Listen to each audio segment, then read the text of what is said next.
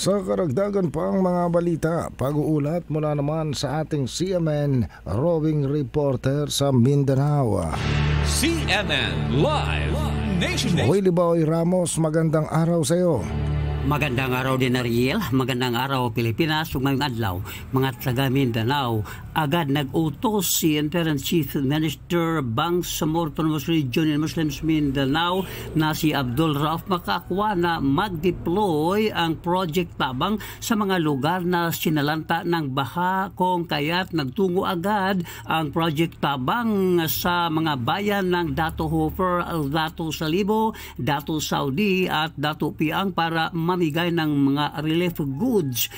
Pinakilos din ni Makakwa ang BARMM Ready Quick Response Team upang tulungan ang mga Municipal Disaster Reduction and Management Offices sa paglikas ng mga pamilyang na-trap dahil nga sa baha, habang ang mga tauhan naman ng Ministry of Social Services and Development BARMM ay namigay na ng mga food packs at non-food items sa bayan ng Ampatuan, Dato Piang at Dato Angal Midtimbang, sakop ng lalawigang Maguindanao del Sur. Well, Ramos, CMN roving reporter ng Mindanao Radio Kalikasan ng City Base, nagulat ng live para sa CMN Pilipinas.